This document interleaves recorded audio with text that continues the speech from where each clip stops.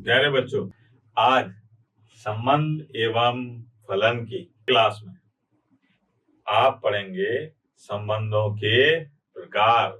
लेकिन संबंधों के प्रकार पढ़ने से पहले आपको बता दूं कि अपन ने पहली कक्षा में क्या क्या पढ़ रखा था। अपन ने पढ़ रखा है क्रमित युग्म के बारे में, अपन ने पढ़ा था कार्तीय गुणन के बारे में, अपन ने पढ़ा था संबंध क्या होता है, संबंध के प्रांत व परिसर के बारे में और प्रतिलोम संबंध के बारे में। आज अपन पढ़ेंगे संबंधों के प्रकार, और संबंधों के प्रकार में सबसे पहला संबंध जो है वो सबसे पहला संबंध क्या है? रिक्त संबंध। क्या होता है बेटा रिक्त संबंध? इसके बारे में जानकारी लेते हैं। जैसे मान लीजिए एक समुच्चय है ए, ठीक है बेटा। इसके अंदर अवयव दे रखे हैं 1, 2, 3। यह एक समुच्चय दे रखा है अपने को बी, इसके अंदर अवयव हैं 4, 5। अब अपने से कहा जा रहा है कि साहब आर एक संबंध है, और आर एक संबंध कैसा है कि इसके अंदर जो अवयव हैं वो x, y के रूप में है। अब x, y के रूप में ये लिखा अपन ने सच दैट, जिसको अपन क्या कहते हैं? इस प्रकार है। किस प्रकार है कि y जो है वो बराबर है x + 7 के, और x कहां से लिया गया है बेटा? x लिया गया है a से, और y जो लिया गया है ये कहां से लिया गया है? b से। अब इस प्रकार का अपने को एक संबंध दे रखा है। अब मैं पहले इसको क्रमित युग्म के रूप में लिखना चाहता हूं। तो यहां पर दे रखा है बेटा कि y बराबर x + 7। अब x कहां से लेना है अपने को? x लेना है समुच्चय A से। तो जब मैं x की जगह 1 रखूंगा तो मुझे क्या प्राप्त होगा बेटा? 8। ये देखो आप, तो यहां पर आ गया अपने पास में 1, जब मैं x की जगह पे 2 रखूंगा तो मुझे क्या प्राप्त होगा बेटा? 9। यहाँ आ गया अपने पास में 2, 9। और जब मैं x की जगह 3 रखूंगा तो मेरे लाल क्या प्राप्त होगा? मुझे प्राप्त होगा 10। तो यह आ गया 3, 10। अब अगर मैं a कार्तीय गुणन b निकालता हूं, तो इस प्रकार का कोई भी अवयव इसके अंदर विद्यमान नहीं है। मतलब ये हुआ कि r जो है वो एक प्रकार से अपने को क्या प्राप्त हुआ? रिक्त समुच्चय। क्या प्राप्त हुआ? रिक्त समुच्चय। और इस रिक्त समुच्चय को ही अपन क्या कह रहे हैं? रिक्त संबंध। कि ऐसा कोई संबंध समुच्चय ए से समुच्चय बी में नहीं बनाया जा सकता। अर्थात जब किसी समुच्चय से दूसरे समुच्चय में, मतलब समुच्चय ए के किसी भी अवयव का समुच्चय बी के किसी भी अवयव से किसी प्रकार का संबंध ना हो तो ऐसा संबंध रिक्त संबंध कहलाता है। ठीक है बेटा, आगे बढ़ते हैं। अब आते हैं अपन संबंध नंबर 2 पर। यह है सार्वत्रिक संबंध। सार्वत्रिक संबंध क्या है ऐसा? इसके बारे में जानकारी लेते हैं।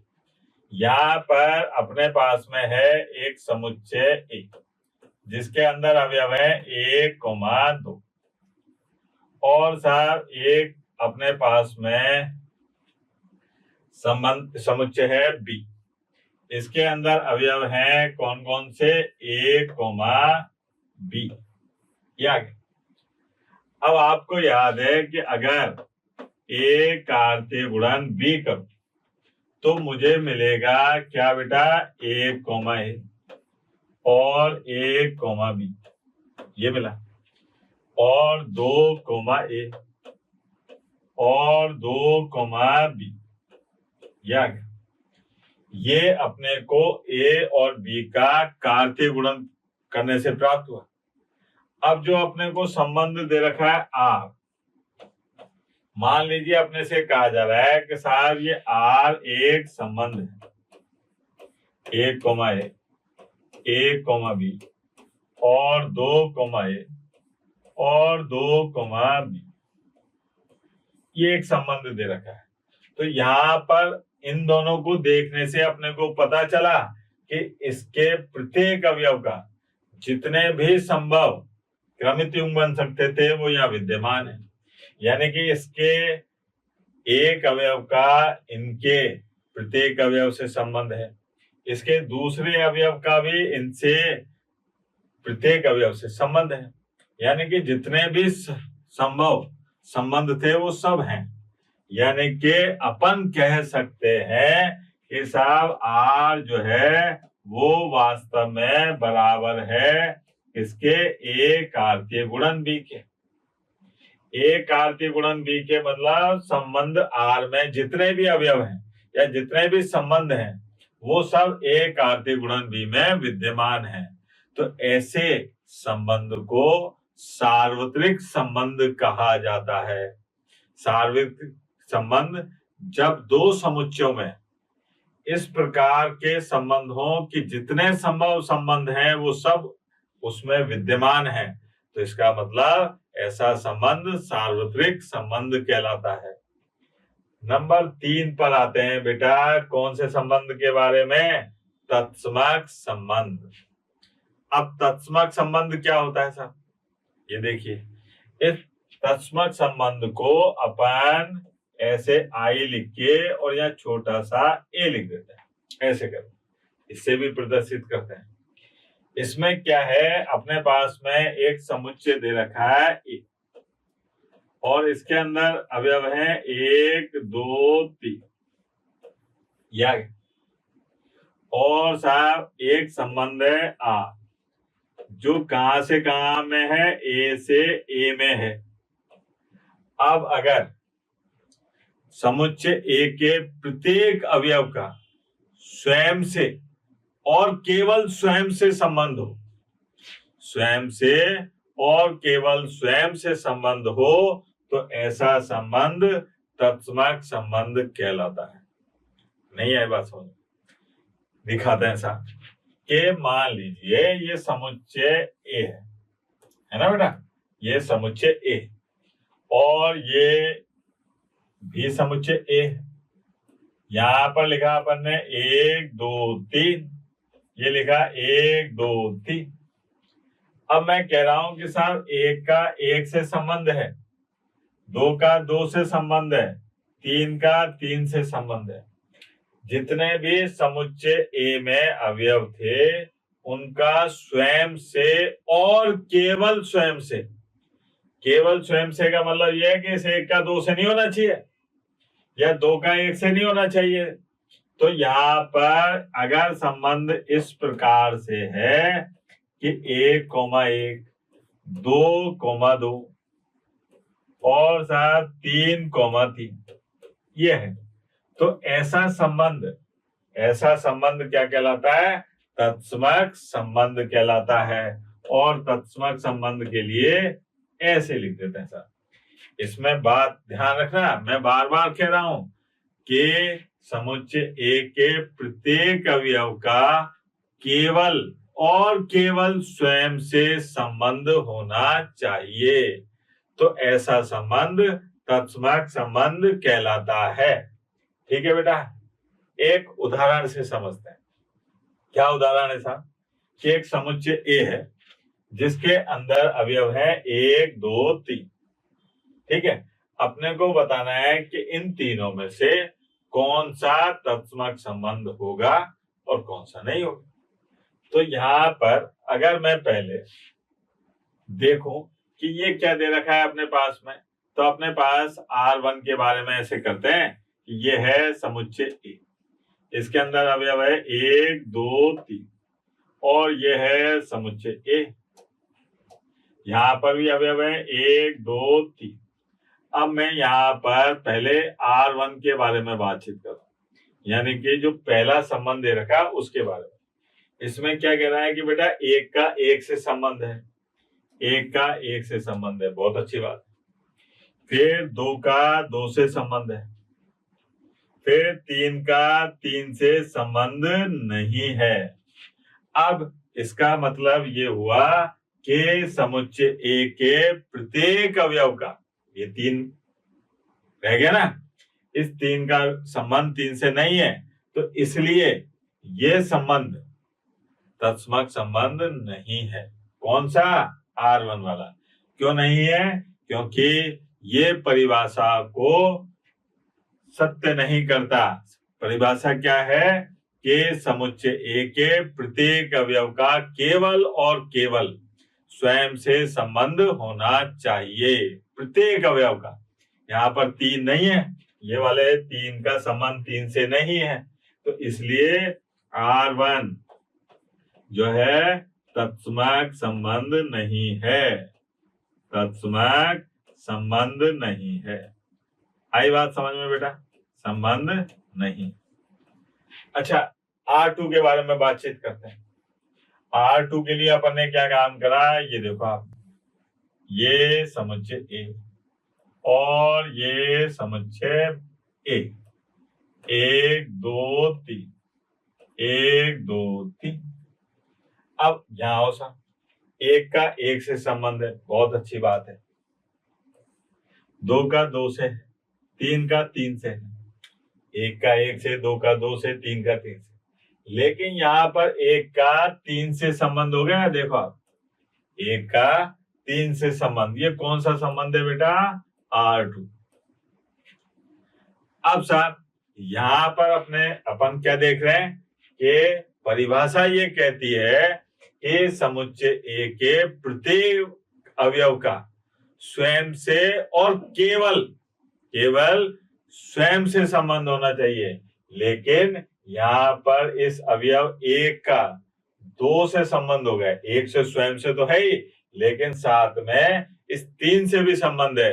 तो इस कारण से R2 जो है ये तत्समक संबंध नहीं है, तत्समक संबंध नहीं,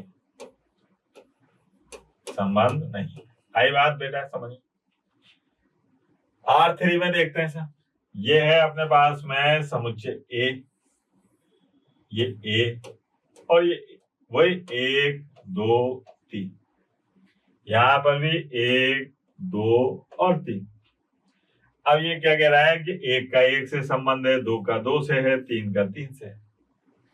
मतलब प्रत्येक अवयव का प्रत्येक अवयव से संबंध है। कौन सा संबंध है ये? R3। ठीक है। अब प्रत्येक अवयव का प्रत्येक अवयव से, और दूसरी लाइन, प्रत्येक अवयव का केवल और केवल प्रत्येक अवयव से संबंध है। तो इसका मतलब R3 जो है शर्तों पर पूरी तरह से खरा उतर रहा है, इसलिए R3 तत्समक संबंध है, तत्समक संबंध है। आई बात समझ में बेटा? ठीक है, आगे बढ़े। अब साहब देखते हैं संबंधों के प्रकार में चौथा संबंध कौन सा है? स्वतुल्य संबंध। स्वतुल्य संबंध का मतलब यह है कि स्वयं का स्वयं से संबंध जरूर होना चाहिए, किसी और से हो चाहे नहीं हो, ठीक है, लेकिन स्वयं का स्वयं से संबंध जरूर होना चाहिए। कैसे सा? इसको परिभाषा से समझिए कि स्वतुल्य संबंध समुच्चय ए से समुच्चय ए में परिभाषित संबंध R यदि इस प्रकार से है कि ए का प्रत्येक अवयव स्वयं से संबंध रखता हो, तो ऐसा संबंध स्वतुल्य संबंध कहलाता है। अगर गणितीय परिभाषा देखें तो यह है कि संबंध R में A, विद्यमान होना चाहिए, और ये प्रत्येक, ये वाला चिन्ह जानते हो बेटा, उल्टा ए। उल्टा ए क्या होता है? ये होता है फॉर ऑल। फॉर ऑल मतलब प्रत्येक के लिए। अब यहाँ पर ये कह रहा है कि साहब A, विद्यमान होना चाहिए संबंध के अंदर, और ये चीज लागू होती है किसके लिए? प्रत्येक अवयव के लिए, समुच्चय ए के प्रत्येक अवयव के लिए ये लागू होती है। इसी को इन्होंने दूसरे तरीके से लिखा कि ARA स्वयं का स्वयं से संबंध होना चाहिए।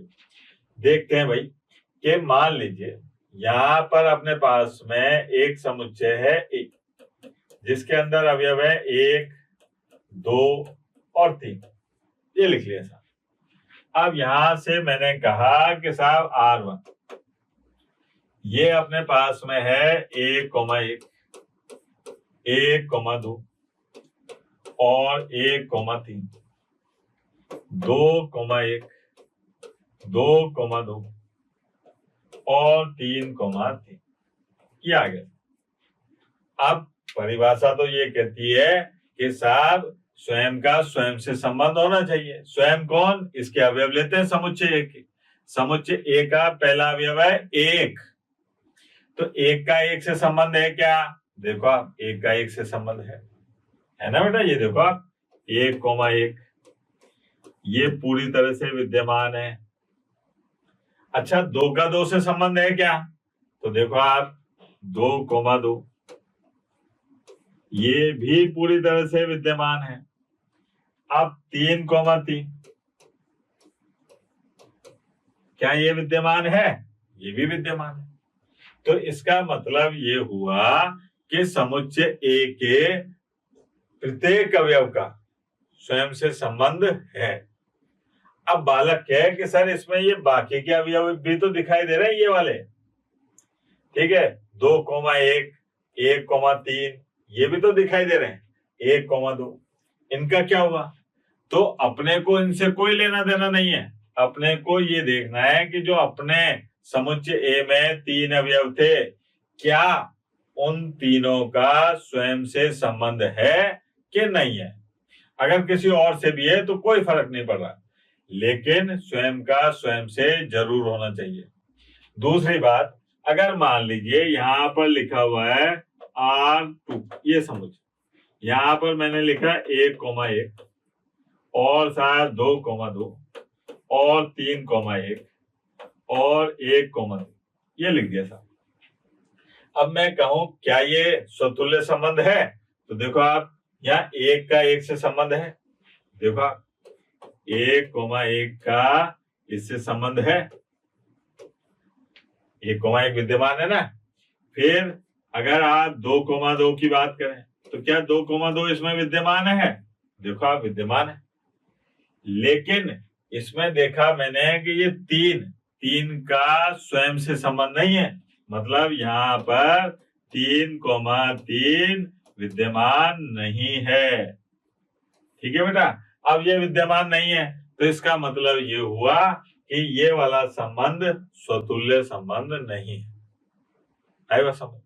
अब बालक के दिमाग में यहाँ पर एक बात चलती है कि सर फिर तत्समक संबंध और स्वतुल्य संबंध में अंतर क्या हुआ?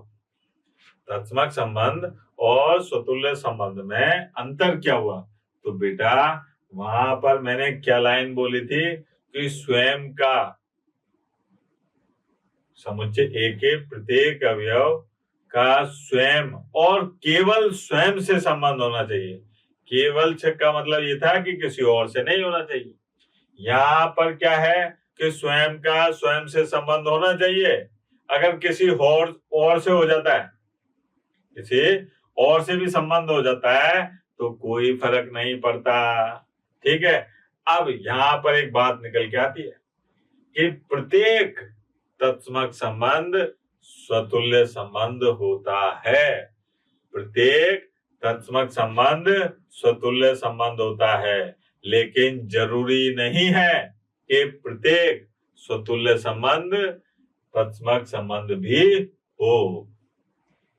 एक उदाहरण लेते हैं साहब स्वतुल्य संबंध को समझने के लिए। ये लिया साहब। अब यहाँ पर अपन जानना चाह रहे हैं कि इन दोनों में से कौन सा संबंध स्वतुल्य है और कौन सा नहीं है। देखते हैं आपकी कितनी बात समझ में आई। यहाँ पर समुच्चय ए है, इसके अंदर अवयव है ए और ये समुच्चय ए, 1, 2, 3, 1, 2, 3 ये। अब यहाँ पर देखो आप 1,1, 2,2, 3,3, 1,3 और साथ 2,1 ये दे रखा है और संबंध का नाम क्या बता रखा है, R1। ये हो गया। अब अपने को ये बताना है क्या ये स्वतुल्य संबंध है। स्वतुल्य संबंध की परिभाषा क्या कहती है कि स्वयं का स्वयं से संबंध जरूर होना चाहिए। मतलब अगर समुच्चय ए से मैं बारी बारी से अवयव लेता हूं, कौन कौन से, 1,1, क्या ये R1 में है सर। फिर 2,2, क्या ये R1 में है, बिल्कुल है सर। अच्छा 3,3 है क्या बेटा, बिल्कुल है बेटा। ये देखो अब बालक के साथ ये भी दिखाई दे रहा है मेरे को, तो अपने को कोई लेना देना नहीं है। आपने को लेना देना था 1, 2, 3 से कि इनका स्वयं से है कि नहीं है तो इसका मतलब यहाँ पर अपन कह सकते हैं कि R1 जो है ये एक कौन सा संबंध है बेटा, स्वतुल्य संबंध है। अच्छा एक बात और पूछो, क्या ये तत्समक संबंध है, नहीं है। क्यों नहीं है, क्योंकि इसमें स्वयं का केवल स्वयं से संबंध नहीं है, किसी और से भी संबंध है। जैसे 1 का 1 से तो है ही, 1 का 3 से भी है, 2 का 1 से तो है और 2 का 2 से भी, दोनों का है ना, देखो अलग अलग हो गए। तो इसके लिए इसको तत्समक संबंध नहीं कह सकते, ये क्या है, स्वतुल्य संबंध। ठीक है बेटा। R2 के लिए देखें अपन, R2 में क्या दे रखा है अपने को कि साहब ये समुच्चय ए